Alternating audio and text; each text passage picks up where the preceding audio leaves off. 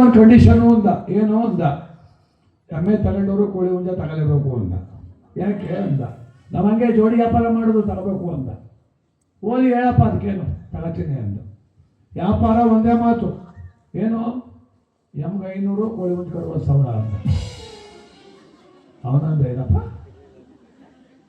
ಎಮ್ಮೆಗೆ 500 ಕೋಳಿ ಹುಂಜ 60,000 ಒಟ್ಟಿಗೆ ಕೊಡೋದು ಅಂತ. ನಿಂಗೆ ತಲೆ ಕೆಟ್ಟೋಗಿದ್ದೆಯಾ, ನಂಗೆ ತಲೆ ಕೆಟ್ಟೋರು ನೀನು ರಿಪೇರ್ ಮಾಡಿಸ್ಕೊಟ್ಟಿಯಾ ಅಂದ. ಯಾವನಾರ ಕೋಳಿ ಹುಂಜ 60,000 ಕೊಟ್ಟನ, ಎಮ್ಮೆ 500 ಕೊಡ್ತಿಲ್ವಾ ಅಂದ. ಅದು ಸರಿಯಾ ಕರ್ಮದೆ, ಆಯ್ತು ತಗಪ್ಪ 60,500 ಕೊಟ್ಟನ, 200 ಕೊಡ್ಬಿಡೆ, ಒಟ್ಟಿಗೆ ಕೊಡ್ಬಿಡ, ಬೇರೆ ಬೇರೆ ಕೊಡು ದೇವ್ರ ದುಡ್ಡಾದ್ರು ಅಂತ. ಮೊದಲು ಕೋಳಿ ಹುಂಜ ಕೊಡು, ಈ ಸಲ 60,000 ಜೋರು ಮಾಡಿ ಕಂಡ. ಎಮ್ಮೆದ 500 ಕೊಡುವಾಗ ಸ್ವಲ್ಪ ಜೋರಾಗಿ ಹೇಳು, ತಿಮ್ಮಪ್ಪ ಕೇಳಿಸ್ತೀನಿ ಅಂದ. ಎಮ್ಮೆದ 500 ಅಂತ ಕೇಳಿಸ್ಕೊ ತಿಮ್ಮಪ್ಪ ಅಂದ. ಬೆಟ್ಟ ಹೋದ. ತಿಮ್ಮಪ್ಪ, ನಾನು ಅರಕೆ ಕಟ್ಕೊಂಡಿದ್ದೆ, ಏನಂತ, ಎಮ್ಮೆ ಮಾರು ದುಡ್ಡು ನಿನಗೆ ಅಂತ. 500 ರೂಪಾಯಿ ಮಾರಿವ್ನಿ, 5 ಪೈಸನೂ ನಂಗೆ ಬೇಕಾಗಿಲ್ಲ, ತಗಪ್ಪ ಅಂತ ದಳ ಮಾಡ್ತಿದ್ದೆ. ತಿಮ್ಮಪ್ಪ ನಿಂತು ತಲೆ ಬೆವ್ತೋಗ್ಬಿಟ್ಟ. ನನಗೆ ನಾಮೈಕನ್ನಲ್ಲಿ ನನ್ನ ಮಗ, ಜನಕ್ಕೆ ಹೆಂಗಪ್ಪ ನಾಮೈಕ.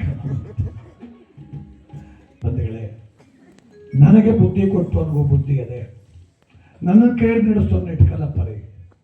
ಈ ಪದ, ಈ ಮಾತು, ಈ ಹಾಡು, ಈ ನಡವಳಿಕೆ, ನಿಮ್ಮ ಶ್ರೀಮಂತಿಕೆ, ಕುತ್ತಿಗೆ ಚೇನು, ಕೈನ ಮೊಬೈಲು, ಮನಸ್ಸಂತೋಷ, ಮನೆ ಸಂತೋಷ, ಇವೆಲ್ಲಕ್ಕೂ ಮೂಲ ಕಾರಣವೇ ದೈವ. ಹಣಬಲ ಇಲ್ಲದೇ ಬದುಕ್ಬೋದು, ಜನಬಲ ಇಲ್ಲದೆ ಬದುಕ್ಬೋದು, ಧರ್ಮಬಲ ದೈವಬಲ ಇಲ್ಲದೆ ಬದುಕೋಕ್ಕಾಗೋದಿಲ್ಲ. ಅದಕ್ಕೆ ಧರ್ಮಬಲ ನಮಗಿರಲಿ, ದೈವಬಲ ಜೊತೆಗಿರಲಿ. ಎಲ್ರಿಗೂ ಒಳ್ಳೆಯದಾಗಲಿ. ಶುಭಂಬೋಯ. ನಿಮ್ಮೆಲ್ರಿಗೂ ಧನ್ಯವಾದ. ಭಗವಂತನಿಗೆ ಆರತಿ ಬೆಳಗೋಣ. ಮಧ್ಯಾಹ್ನಾವತಿಯಲ್ಲಿ ಇಟ್ಕಲ್ಲಪ್ಪ ನಿಮ್ಮೆಲ್ಲರ ಮನೆ ನಂದಾದೀಪ ಆಗಲಿ. ಆರತಿ ಬೆಳಗೋಣ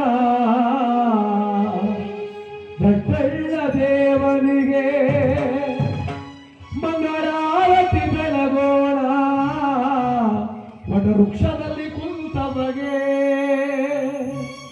ಆರತಿ ಮಂಗಳಾರತಿ ಪಾದಿನಗೆ ಕೇಳೋ, ಆರತಿ ಮಂಗಳಾರತಿ ಪಾದಿನಗೆ ಕೇಳೋ. ಪುಷ್ಪದಾರತಿ, ಮುತ್ತಿನಾರತಿ, ಮಂಗಳಾರತಿ ಜಗದೊಡೆಯ.